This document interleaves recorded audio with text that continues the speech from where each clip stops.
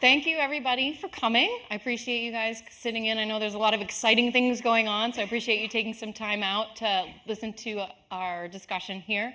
So before we go into full introductions, I just want to get a feel for the room. So show of hands, how many of you have ever heard of mine rescue before? Oh, way more than I expected. Okay, that's great. Awesome. So I don't even need to ask my next question. If you haven't heard of mine rescue, they're first responders for mines, right? And so that's what we're going to kind of focus on today. And so there's 4 of us listed. Our colleague Amy couldn't be with us because she had a family emergency, so it's going to be the 3 of us running the show today. And we're here to talk about VR training for mine rescue. And so first, I've got Thomas here. I've had the pleasure of knowing Thomas for several years now, but he is with Booz Allen. He's a lead design engineer, and way more than that as well. He supports and manages various gov contracts and works. He specializes in training, technology, and human input. He's also a great blast to work with, so I've truly enjoyed that throughout the years. I've also got my colleague here, Tim. He is with NIOSH. He's been with NIOSH for more than 35 years and been working with immersive tech for more than 30. He is the team leader for our human integration team and has been working on the project for a very long time. And my name's Jennica. I'm also with NIOSH. I've been with NIOSH for more than 12 years. I'm the project lead on our VR evaluation project. My research generally focuses in on VR, hazard recognition, and human factors. And like I said, today we're here, we're going to talk to you about what's brought us all together, and it's our work on this VR MRT or VR mine rescue training platform. And so with that, I'm just going to give you guys some background so you just kind of understand what's going on, and then we'll dive into the more panel aspect of it. For those that aren't familiar with, NIOSH stands for the National Institute of Occupational Safety and Health. We're specifically with a mining program, and our goal is really to eliminate mining fatalities, injuries, and illnesses through relevant research and impactful solutions. So we're a research arm of the government. Don't worry, we don't have any power to do anything really. We just like to know things, and we're really interested in VR, which is why we're here too. And so for those of you who aren't really familiar with the mining industry, just some background, and I think one of the key takeaways is that mining disasters still do occur, just like disasters do all the time.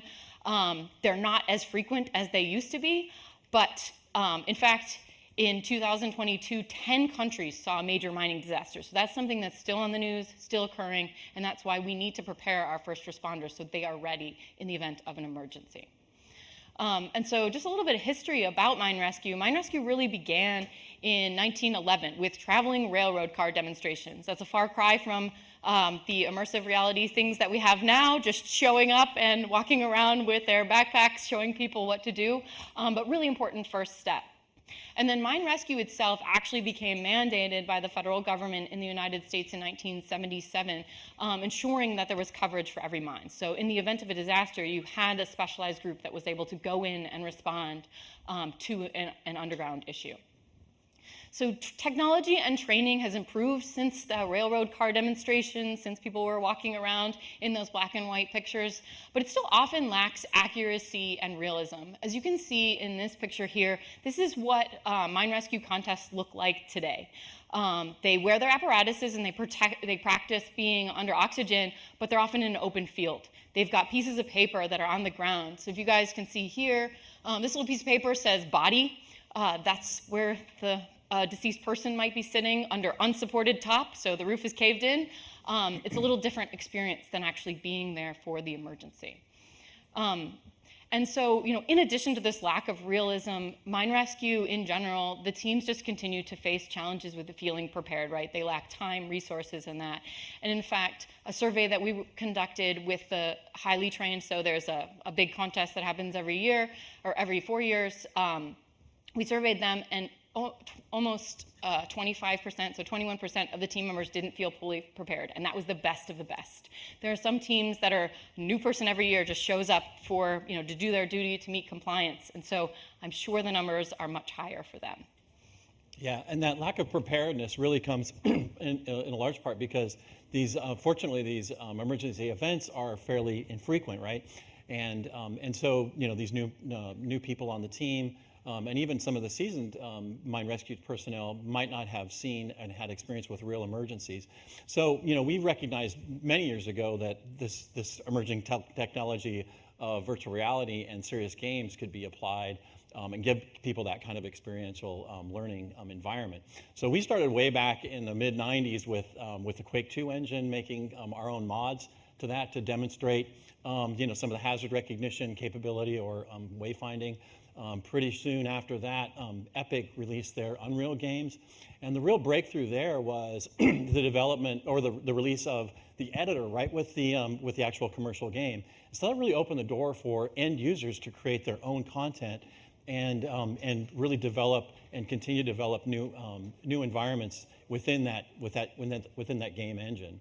So along with that, as time went on and building on those successes with that early technology, we kept improving with the hardware and the software to make that, always looking at making it more accessible and scalable and realistic for those end users. So, in about 2010, 2011, we were able to get funding to build a large-scale theater installation. So this kind of digital cyclorama, it was modeled after mine rescue stations and VR training systems that the Australian mining programs were using in New South Wales. And so we brought that to Pittsburgh and then used that to build off of our VR platforms off of that technology.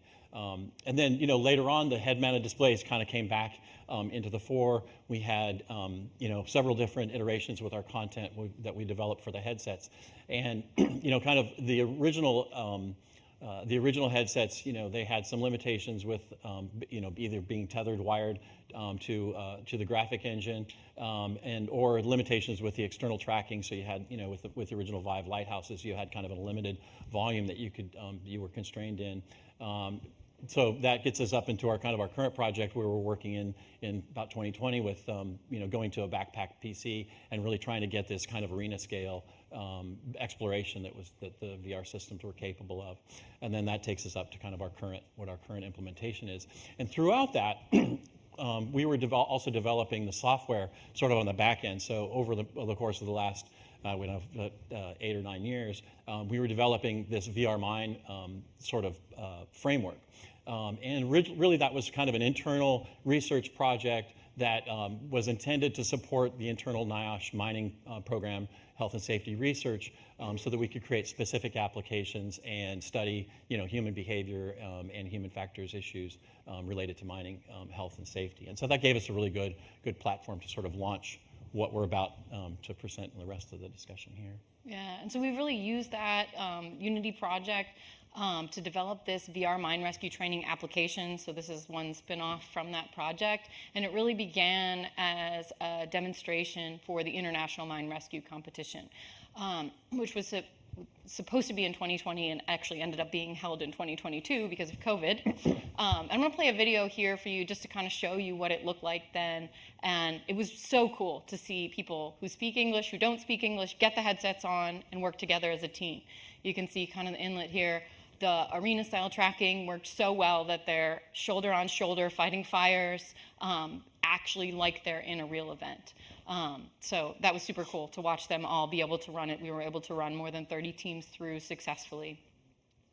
And so, VR Mine Rescue Training, or VRMRT for short, we're continuing to develop as an application that we ultimately want to make available to the public. And the goal is to enhance emergency readiness and response. And we're trying to develop it as an all-inclusive system that has 3 modules. We've got the scenario editor, where users can actually create, modify, and share scenarios. The simulation, that's that multiplayer simulation where trainees can work together through the scenarios. And it also includes a debrief where everything is saved and the trainers can play back for an after-action review. And so specifically to the scenario editor, it looks like this. It's kind of a drag and drop thing. We've got things that are built into our library, as well as the ability to bring in custom content, change it, set it, move it up around.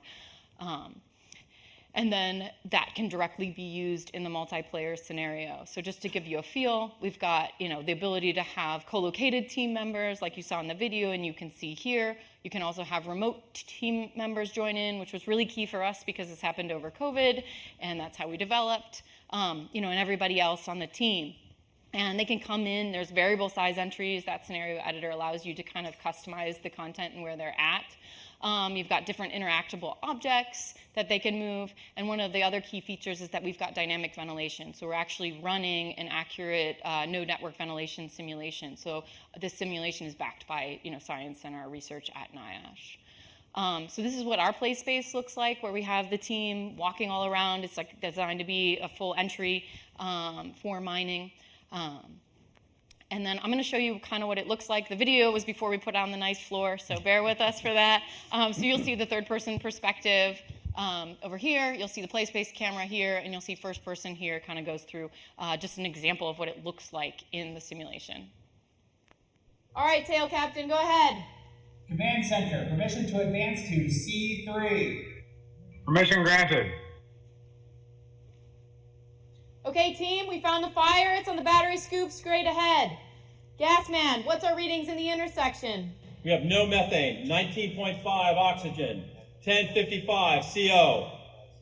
All right, sounds like we can go fight the fire. Why don't you grab the fire extinguishers and I'll check the roof. Okay. Ooh, sorry, that's kind of loud. It's not as loud in the headset, I promise. Found the battery scoop. The scoop is on fire.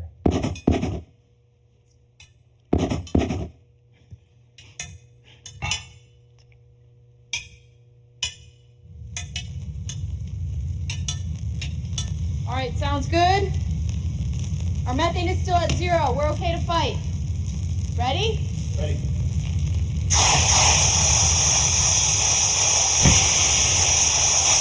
Fire's out. Hold my fire extinguisher. I'm going to date an initial.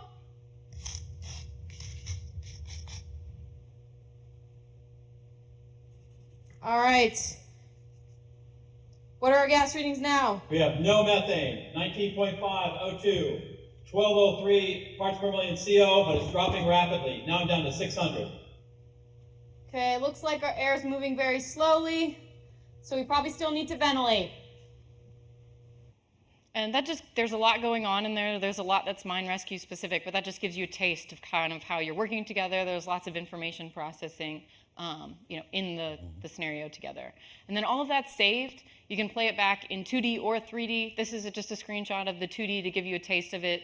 Everything that's mapped on here, events and dynamic simulation, you can play back and really talk through what happened with your team. And so in addition to kind of being able to do all of this, we've most recently worked on developing a workflow and the ability to bring in LiDAR scans. And so for us, we're working with a set of people that might not have money or resources to do mine rescue. And so the idea was, can we figure out how to bring the technical capabilities that we have just in any industry to people with less, not as technical, right? Not as technical, not time to do it. So we kind of wrote out a how-to bring in LiDAR scans just using Cloud Compare and Blender, just walking through step by step. With additional, if they wanted to do more, they could do more, and they can actually bring that in and use those for their own scenarios if they want. So just kind of sum up the background is, our project over the next 4 years, we're going to be conducting a series of evaluations. So we've built this platform, and now we want to see how well it works. So we're actually doing scientific effectiveness and efficacy testing, implementation evaluation, where we're going out in the field, helping people stand up this type of technology so they can use it on their own, and then just looking at the industry overall to understand how they're going to adopt VR. So with that, I will bring us back into the panel, and maybe Thomas, you can get us started. Yeah, and I know from my perspective, seeing where you came from, being a part of what you're doing now, and then just kind of excited what you're doing in the future, it means a lot to me, especially for someone who's kind of kept their entire career within the government space and being able to work on these type of applications that give individuals a higher percentage to get back home to their families, which means a lot to me and keeps me driven. Which also makes me kind of curious if anybody, just a show of hands, if there's anybody out here who's worked on or developed some sort of training application. Okay, we got some developers, designers, engineers. What about anybody who's participated in some sort of training application, maybe immersive, maybe not immersive? Okay, all right, so I think we have a good group of individuals, and I think we have some pretty exciting content for you. And I guess the first topic, for you, what do you kind of see as unique about mine rescue training and maybe even in particular VRMRT? Yeah, I mean, it makes me really excited to have that scenario editor. It kind of takes me back to the 90s when I got that first copy of Unreal. Once I played through a couple levels and discovered that the editor was built right in, and it's really exciting. It allows people to to create their own content, like Jennica said, with kind of a drag and drop interface. My skills are a little bit shaky at this point, but I can still use that editor and create really, really compelling content, and I think that's really exciting. I think people have talked about in various sessions in the keynotes that XR is really hard, but this makes it a lot more accessible, and it's going to change the way that the end user is able to have additional content. It's no longer going to be sort of a one and done application that's very specific, and then once it's done, once the content is through, then they've got to move on to the next thing, right? Yeah. And for me, it's when I look at the application and what I've been able to kind of see over the last couple of years that I've had a privilege to kind of support is that sustainability and longevity. You're really giving individuals the opportunity and the tools they need to design and create their space, no matter which mining facility they're at, and add their own content. And I mean, that's powerful. To not need any additional development, bring your own content in and continue is something that I think is unique about the application and the way you can kind of interact with it. And that sustainability is a cool thing to see. Yeah, and I think, adding on to what you both said, I think having it all in one package is also really important, because you have some companies that are really good at developing content, some good companies that are really good at have experience, some you have the after action review. So being able to have it be trainer developed, trainer led, and trainer debriefed is really important to achieve those learning goals. So that's what we were trying to do here with it. And I think having no external software being required to run it is really important for our end users. Because not everybody can afford it, and as things change in terms of pricing, that's a hard pill to swallow, especially with these different game engines changing their pricing models. The mining industry can be difficult for us, but great, and so it's really providing a platform to them. And so kind of building off those unique qualities of VRMRT, Tim, I'm wondering if you can start us off by commenting on the considerations that we've made during development. Was there anything special or particular that we were focusing in on? Yeah, with a lot of the previous kind of prototyping that we've done, and something that's come up in sessions as well, oftentimes you take one of these applications out into the field, and the end users have never used VR, mostly. So that's a real consideration. And on top of that, it's a fairly non-technical group as well. So they're not necessarily sitting in front of a computer all day, and so there's a hesitancy and an intimidation by the technology that you have to overcome when you're going out to the field to adopt it. Yeah, and we can just show this slide on here. This gives you a feel for what our end users look like in our lab. Like Tim said, like 90% at least, maybe higher, of the people that come in have never put a headset on ever, and we get them up and running in 5 minutes or whatever. So I think that speaks to where we are as an industry, that we can get them up and running so easily. But I think, thinking back to kind of the development of VR MRT and some of the special considerations, we really tried to think hard about where VR fits in. Oftentimes, especially in the mining industry, they're like, wow, VR is so cool. Come do a demo. Can you come do training for us? Training on what? What is your goal here? That happens a lot. People just want to see it and they think it's cool. But we also want to provide usable, viable content. We want to be helping people get home safe to their family, because we are NIOSH and we are a health and safety organization, and help them do that. So we've worked really hard to try to fit in to supplement to Mine Rescue's current training. We're not going to beat the hands-on holding a fire hose, actually feeling it kick back. We don't plan on doing that in VR. Other people might do that. There's a lot of very expensive simulators. NIOSH doesn't have the budget for that, for sure. But we're really focused in on decision making and helping them understand, so they understand the big picture, because I think getting at the why and giving these mine workers and mine rescue people situational awareness helps them be better at everything that they do, not just mine rescue. And so that's kind of where we were trying to fit in. Yeah, and I think you both kind of touched on a few things, and it really is that just ease of repetition and being able to use the application without a lot of headache or complex interactions. You'd be able to put the headset on. You have everything you need to then train training in with the intent to just to be better, and not only be better at what you're trying to engage with, but do it within your own space as well, which was pretty cool. And I think kind of leads us down the next path of some of the challenges in adopting in general that you've seen, maybe not, maybe with particular VR MRT, but just in the mine rescue space. Yeah, so I mean, one of the big challenges, particularly for mining and maybe other people have experienced with industry, is adoption. They're pretty hesitant in terms of moving forward. We'll go to a mine site and be like, hey, can we come in and scan your mine and maybe show you what this training is? And they're like, you go ahead and do whatever you want with scanner, but we don't really need your VR stuff. And then we get them in the headset and they're like so excited. And then by the time we go down underground with them, they're like, and we can use it for this. And if you scan this, it'll be awesome. So it's just really like getting over that hurdle. Once you experience it, people are super excited about it. So I just love that. And then some of the other challenges are just convincing people to invest in the hardware.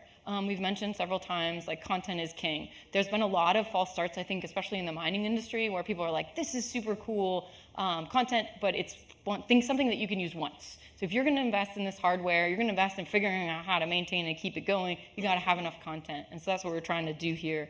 And I think another challenge is going to be the content selection. So depending on where you are and who are working with, there can be enterprise challenges, which I'm sure many of you are aware of. And even just like trying to write out specs for non-technical users. We were most recently at a university getting them set up to try this, to do it for class and outreach and whatever. We had everything spec'd out, and the spec sheets was right. Yeah, we knew that this GPU is good, the CPU is good. Turns out the chassis setup wasn't good. The GPU was underpowered. We're getting different performance. So it really is a lot of nuance, and working through it with, maybe non-technical users can be a little bit more challenged, because we really do need to work with our hardware constraints and make sure it's working, for their application, which is good. So. Yeah, and I mean, going back to the sort of the original technical demo that we were trying to do for the International Mine Rescue Competition ended up being in 2022. I mean, we had set ourselves up to that we needed to do an arena scale multi-user VR experience, and so that kind of put us down a path of different technology choices. And we wanted to use, as commercially available solutions as possible. So we settled on the Quest headset, or the Oculus Rift headsets, and the HP backpacks at that moment were the only viable solution to be able to do that. But that's kind of, that whole tracking system, it works fine in a gymnasium if you turn off the boundaries and the Guardian system, but it's kind of a black box of the tracking, right? So we had to come up with our own way of co-locating as kind of a workaround within our application. And so that's one of the big challenges that we had to overcome and continue, because as some, other people have mentioned in the previous sessions, Meta likes to update their headsets at random times, and so you got to make sure the Wi-Fi is turned off, or you'll get an update that you weren't expecting, and it may or may not be compatible with the rest of the systems and stuff. So that's some of the challenges that we faced with that. Yeah, I mean, you both touched on some stuff, in particular with mine rescue training in your space, but I think it's also just kind of common across the board, and it really is that startup maintenance and upkeep. Yeah. Somebody has to order the equipment, someone needs to maintain it, clean it in between sessions, make sure not only that the software is updated, but the commercial software as well. And a lot of these individuals that are in these spaces, they have other jobs, they have their daily mission, and to have them also need to maintain these devices, it becomes a challenge, and kind of spooks a little bit of kind of especially in spaces that have not already kind of worked within this space. So, and even if you were to get either a contractor or some other individual to kind of maintain it, the cost starts to outweigh the use. And I think, what you all are doing in particular and how we've been able to help, I really think the solution to those challenges is really, it's simple but complex, but it's communication. It's making sure that you're not just focusing on the software, but being able to guide that adoption all the way through to, creating those guidelines and those necessary resources to make sure that hardware stays maintained, and the software then becomes that longevity use that you're aiming for. So. Yeah, definitely. So we were going to open it up real quick for like 1 or 2 questions, and then we're going to transition to our second topic. Does anybody have any questions in the meantime? Doug, just pick somebody for me because I think it's terrible for me. You can't see at all. Okay, so my choice. I'm gonna go because I'm standing right here. Mine's really quick. I was going to ask, have you all had any issues with controller use, complaints about that in specific? Yeah. Some other spaces they've already merged into hand tracking because it was sooner a need than others. But I'm just wondering, those are all very procedural things with a pin and everything, but I don't know how extensive do they use their hands otherwise in these procedures trainings. So we've tried to keep our user interface as simple as possible, given who we're targeting. So we just use the grip and the trigger. That's it. All the other buttons are turned off. So people seem to be able to track those pretty well, and we haven't needed to go to gesturing because we want it to work, right? Making sure that it works every time is really important for us, and we have enough issues with the controllers losing tracking that hand gesturing was a concern for us in terms of an untested environment. But it really hasn't been a problem. We give feedback to them, so anytime you can do an interaction, it turns green. So if they come into any tool, they have tools on their belt, tools in there. We've got consistency through the whole program to improve that UI experience for the users, so it really minimizes that controller issue. We've tried different controllers, like between the Vive, we've used the Vive and the Quests of various levels. Yeah. And using just those two keeps it simple enough for us. As you're getting 5 or 6 people in the environment, there's an opportunity to kind of play. And so we have a kind of a training space that they can practice using the controllers. And that seems to get people up to speed pretty quickly. Yeah, we allow them to shoot fireballs, bounce balls. That is a really good way to get people just into the space. You guys use a different kind of warm-up application versus just stick them in a line and... We have a formal training scenario that we put them in, and then we also have the informal with the fireballs because our lead developer, you never know what's going to show I've up. shot the fireballs, it's fine. And Take Your Kid to Work Day happens every year. And so new features are added every year. Yeah, so, but I think truly that is it. And part of it is the gamification of it that makes it fun. Like these, they're used to the mine rescue teams are used to competing. That's part of what they do. And so this makes it really fun for them. And I think that's how you get, hey, you've never touched a controller before, but pick this up and shoot this fireball in somebody's face and they have a good time with it. So we find that doing really well. Yeah. So. Another one? One quick one. One more? Quick one. It was far. We weren't that quick. I'll be quick. I will be quicker with the other. I'll make it quick. The headset in outside conditions with the heat, the sun, and all that. Could you just talk a little bit about the challenges there? Bad. Sure, we just don't do it. Yeah, we stay inside. We find that it's really difficult in general. So we use the Quest 2 and Quest 3. We found that we've just had too many tracking conditions for the multiplayer and the arena scale. Using the built-in tracking, it just doesn't work for us. Like even. I saw the video of them outside though. Yes, that's the actual live training that they do on a field. They're not using headsets. They're actually wearing a rebreather mask on that app. And in the video, that we're in a warehouse. Yeah. So that's it. Yeah. And so whenever we go to training centers, we block out all the windows. So yes. Plus mine's underground this time. Well, yeah. So we're used to that. All right. So with that, I think we're going to move into our second part.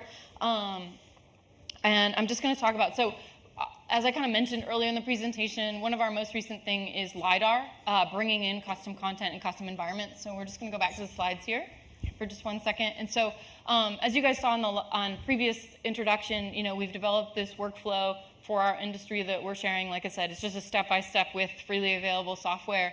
And if you just can bring it in using Cloud Compare and Blender, you can throw it into our application, and we've got a triplanar shader with some generic material libraries where you can actually make your content look good. So we've got actual picture here, and then we've got render looking here. It looks a little bit dark on the screen, but trust me, it's dark into mine. It looks pretty good when you got the headsets on.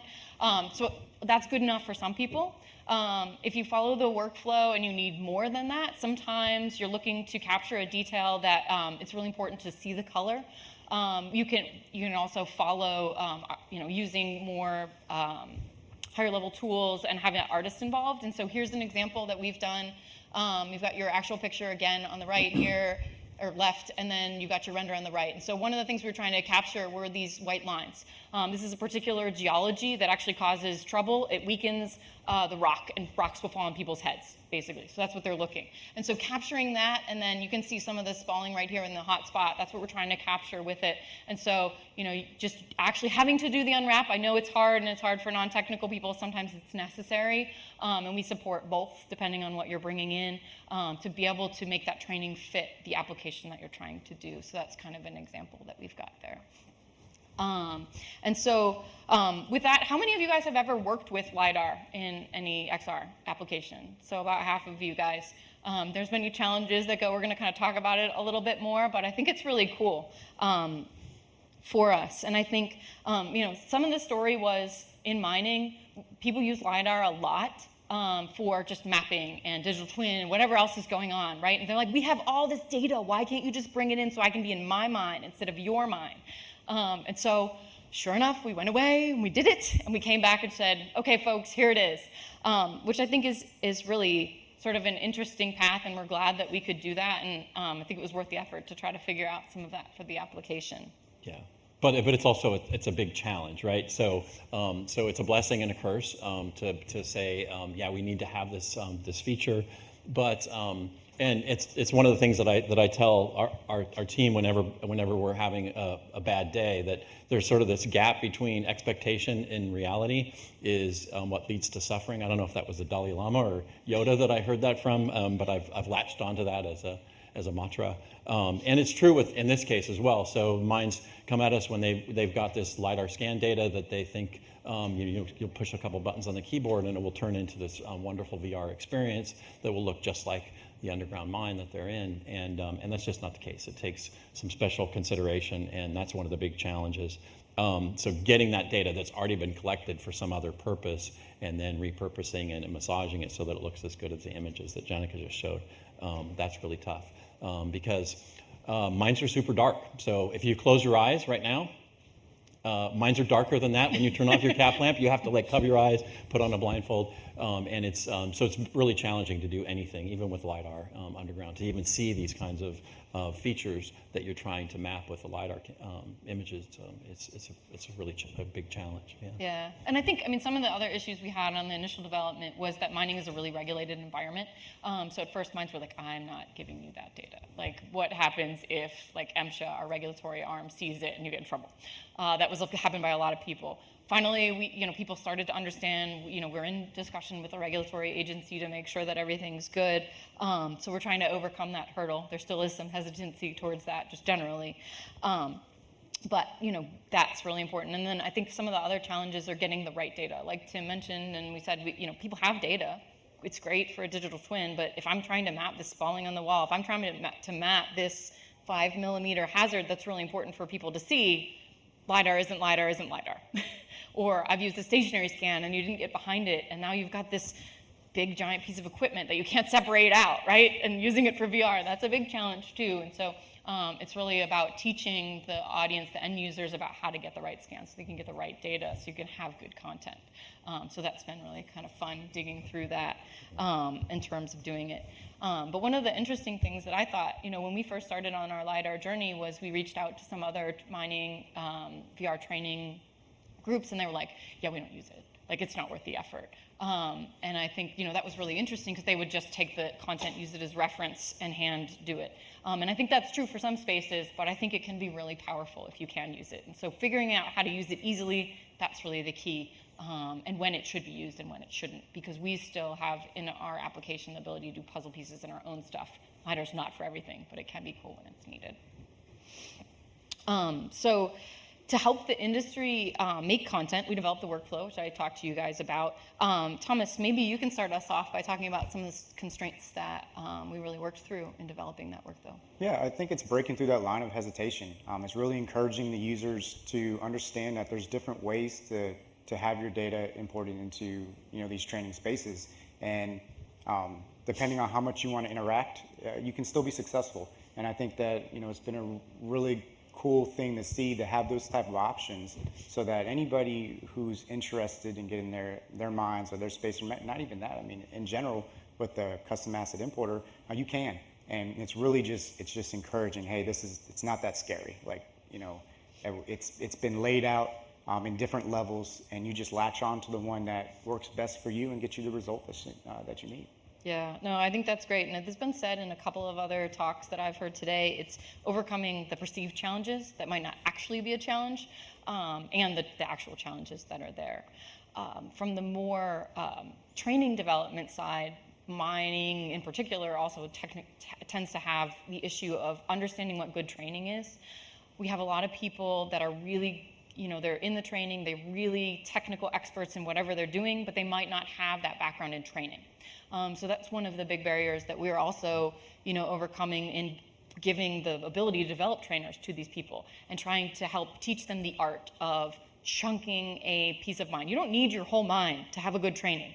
A vignette can be very powerful if you focus in on what you're doing. So what is your objective of your training? What do you want your trainees to take away from that? And shaping your training to do that is another thing we've trying to build into the workflow and the implementation to get people to understand that.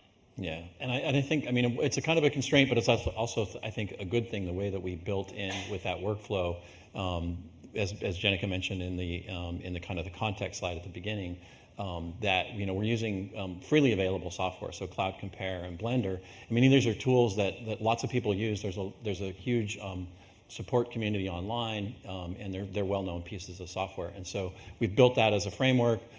You can go off script and use your own tools if that's what you choose to use, if you're a Max user or something, say. But the basics of what the framework and what that workflow does, it's all captured in that workflow. So I think that's really really beneficial that it's kind of standardized that way. Mm-hmm.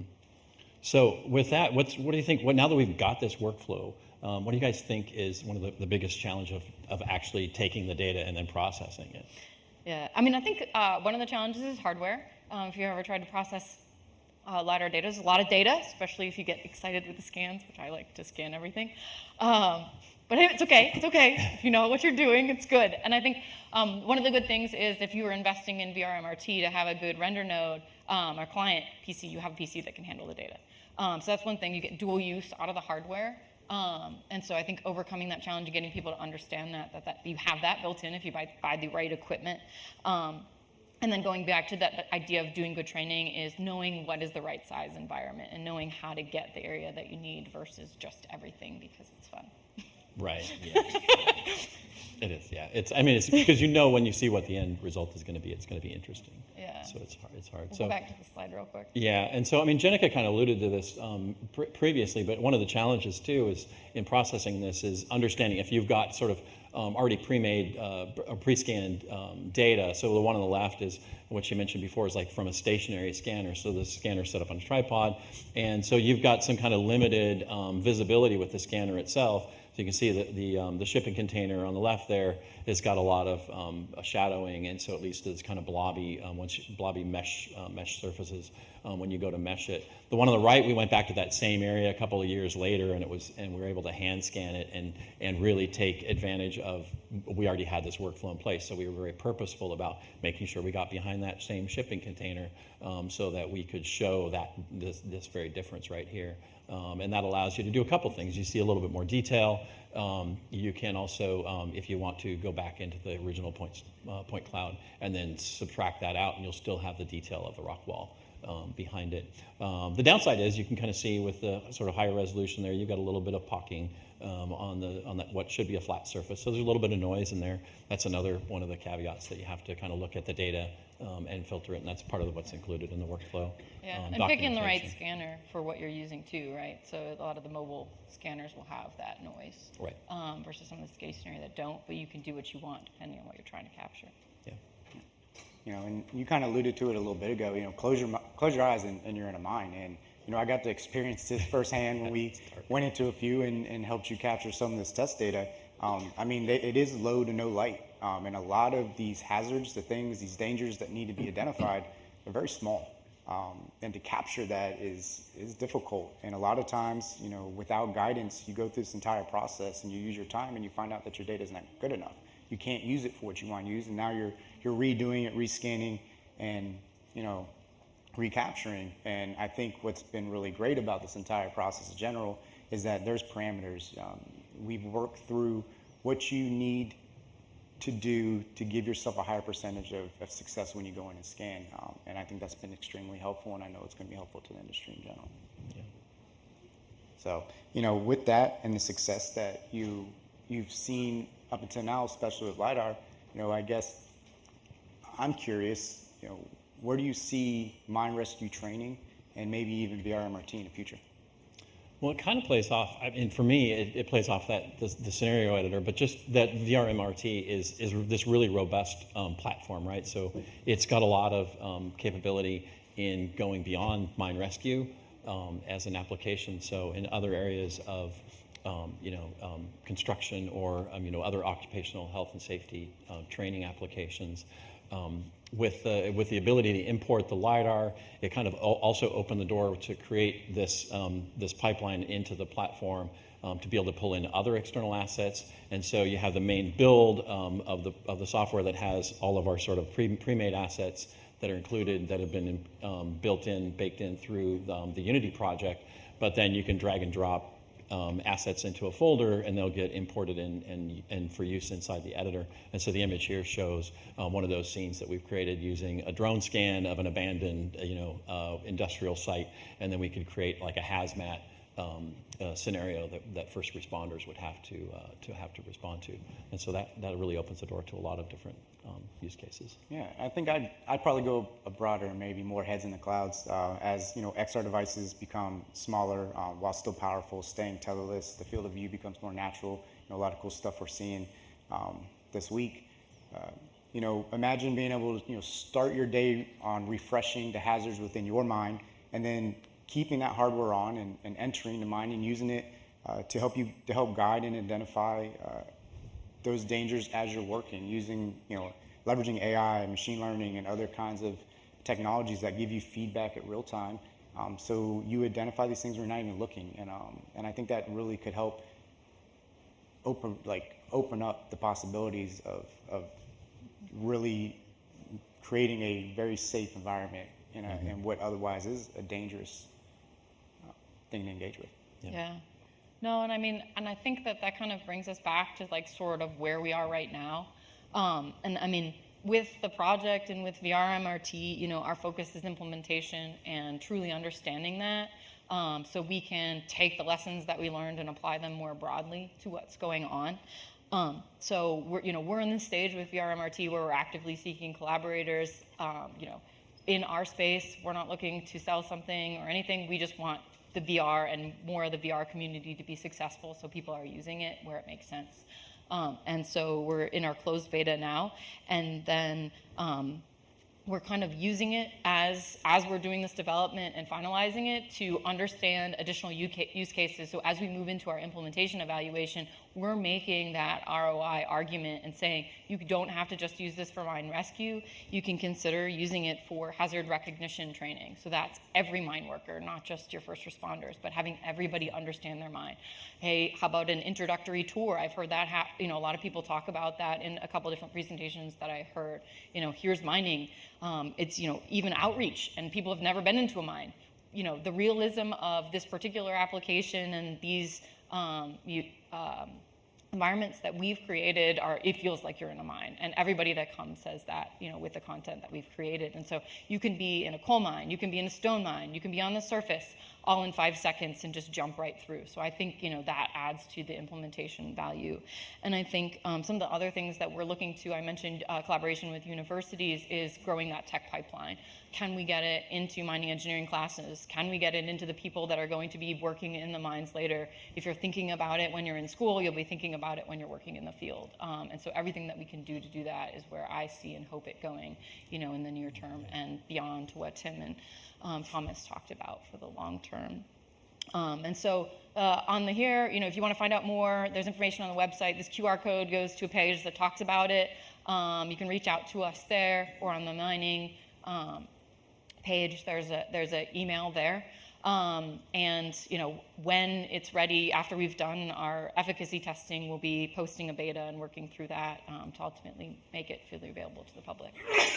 Bless you. So with that, we'd like to open it up for any questions from the audience about anything. Oh, perfect. You're right here. Good job, Doug. So I know we've had some issue with people that don't like VR at all. Do you have a secondary option for them to be able to participate without wearing the headsets? Yeah. So I'll take that first. Yeah, go ahead. Yeah. Yeah. So, I mean, one advantage to our implementation is being able to walk around. In what we've done, like almost nobody gets simulator sick. They don't get sick at all. Nobody. Because it's 1-to-1, right? And I think using that modality is the best. I advocate that, like anywhere you can, it's the best. Not everybody has that space, so that's fine. So I generally try to convince people to anyway. But if they can't, so we've got the trainer station. The trainer's actually running this multiplayer. They can view it from there. We also have a desktop spectator. You can put it up for there. So anybody who really doesn't want to participate can see what's going on. And we have, a different client running, or they can look for the trainer to actually see what's going on, zoom around, and see what's going on in the environment. Yeah. We haven't yet done a full desktop keyboard and mouse control scheme, but it is on our parking lot of our feature list. Yes. We had it, and it got deprecated. We haven't gone back to it yet. So, Coming up front. Can you explain a little bit about the floor and why you designed it the way you did? I noticed QR code markers and things like that. So, go ahead, Tim. Why don't you start, and then I have a biased opinion. Yeah, so I mean, to do that arena scale sort of implementation, that was a novel application that we were really targeting for this international mine rescue competition. It was going to be held down at the MSHA Academy in Beckley, West Virginia. They have a gymnasium there. It's about 100 by 100 feet. So we were targeting that. On our campus in Pittsburgh, we have several of these big warehouse spaces. They're usually full of other equipment. During the pandemic, we would get special permission to come and move equipment around and make spaces. So we had this warehouse space that we were kind of using, but it wasn't an ideal, as you can imagine, an ideal environment. We decided we needed to just resurface the floor, purchase some tile, some sort of garage tiles to make that a better surface just for people to walk on. We were also having issues with tracking, with the inside-out tracking on the headsets. But being a black box, we weren't sure exactly what may or may not help that. So we thought maybe some higher contrast on the floor would help. So we bought some white tiles, we bought some black tiles, and we came up with a pattern that we thought looked cool. There are some QR codes on the ground that just are the digits 0 through 7 because our lead developer thought maybe he would get some bandwidth to be able to do something with those in the future. And we'll see. But mostly the issue is that in a high bay, so a lot of times you're getting that eye level tracking, and with the space being so open and homogeneous, the room was shifting quite frequently. And so since it was critical because we had the multiplayer, we couldn't have it shift. Like, that's just not okay, right? People run into each other. So it does actually provide a nice thing. Previously, we had the tables kind of more closely, and it worked fine, and that's what we did in the gym. And so when we wanted to move the tables out, as we were moving into hazard recognition, the LiDAR scans, because they were so open. And so that gave it more to track onto. And really, it's just shapes, essentially, right? You're looking for that high contrast and shapes, and that's what we think. We think. Somebody at Meta can tell you, probably. That's our We're hoping to talk to them later. One more question. We got about 1 minute left. So I was wondering if all the players in there are 3 characters, or you have some AI-driven characters too? So we do have NPCs that are in the simulation. They do kind of basic functions, and so the idea is they'll go in and rescue them. It's for us, it's decision making. So go in, is the person alive, breathing? So they've got some basic responses that they do. They do pass, so they die if you take them into bad air. And there's explosions and stuff too that they react to.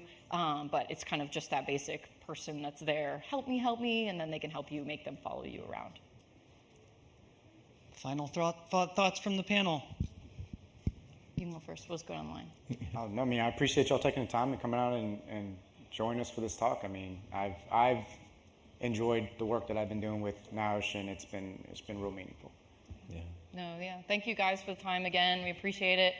We just want to see, VR, AR, XR grow more because I think it could be a really helpful tool in the training toolbox, serious games, any of that. And so we hope that we're able to learn and from you guys and share as much as we can.